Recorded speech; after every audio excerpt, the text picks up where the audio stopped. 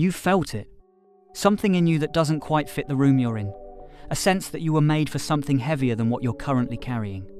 But you won't say it out loud because what if you're wrong? What if it's arrogance dressed up as calling? So instead you stay quiet, you shrink, you perform normalcy while something inside you burns. Here's what I need you to understand before we go further. Anointing is not a feeling of superiority, it's a weight. It's God marking you for a specific purpose, and that mark doesn't always feel like glory. Sometimes it feels like pressure, like isolation, like you're carrying something you didn't ask for and can't put down. So let's stop guessing. Here are the signs. Number 1. You are perpetually misunderstood. Not occasionally, perpetually. People hear your words and receive something else entirely. Your intentions get twisted. Your character gets questioned by people who have never sat with you long enough to know you. And the worst part? You can't explain your way out of it. The more you try to clarify, the more confused things become. That's not a communication problem. That's a spiritual one. Joseph didn't have a PR problem. He had an anointing problem. His brothers didn't hate him because he was arrogant. They hated him because the anointing on his life made their own ordinariness uncomfortable. Genesis 37-4 says they hated him and could not speak a kind word to him. Not wouldn't, could not. When your presence exposes what people haven't dealt with in themselves, they won't thank you for it. They'll resent you for it. Being misunderstood is not proof that you're doing something wrong. It's often proof that you carry something they can't name. Number 2, you keep getting interrupted. Every time you get close, something shifts. The opportunity collapses.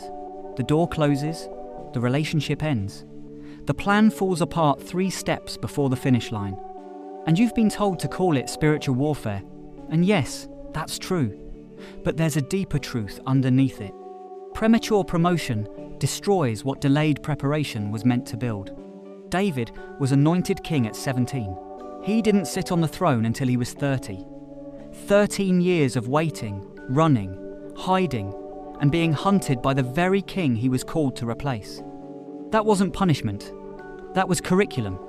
The interruptions in your life are not accidents. They are architecture. God is not building a moment, He is building a man. He is building a woman. And that kind of construction takes longer than you want it to. Psalm 105-19 says of Joseph, "Until the time that his word came to pass, the word of the Lord tested him." The testing period is not outside the plan. It is the plan. Number 3, you feel things other people don't. You walk into a room and sense tension nobody's acknowledged. You carry burdens for people you barely know. You feel the weight of spiritual atmospheres in ways that are hard to articulate without sounding strange. This is not emotional instability. This is spiritual sensitivity. Anointing heightens your discernment. It makes you attuned to things in the unseen realm before they manifest in the visible one. That's why anointed people often feel most drained in environments where most people feel fine. You're not being dramatic.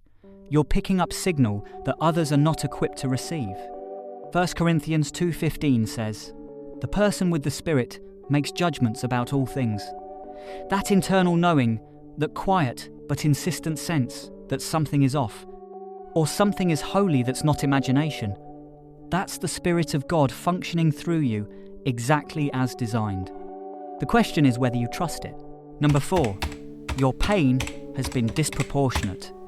Look at your life and tell me this isn't true. The things that broke you should not have broken someone your age. The losses came too early. The betrayals came from people too close.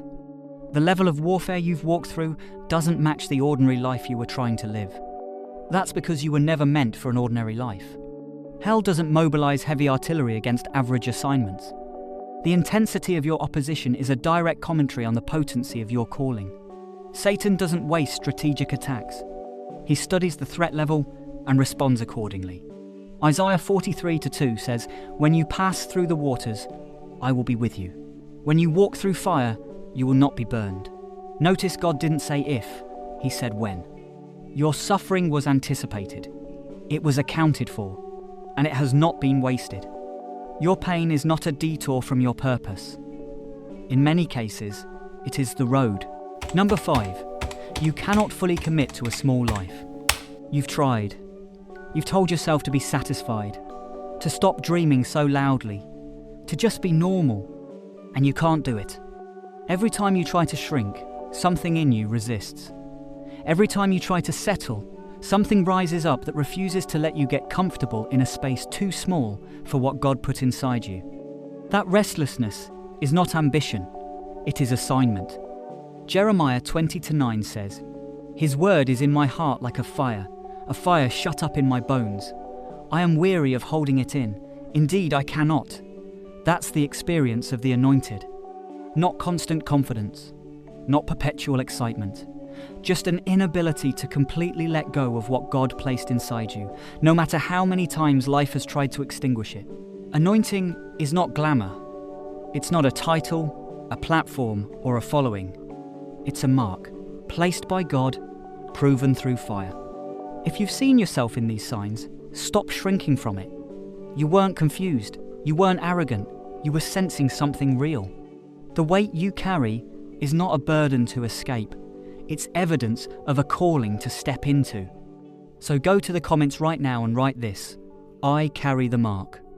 Not because you've arrived, but because you refuse to keep pretending the fire inside you doesn't exist. A dead thing doesn't burn, but you do.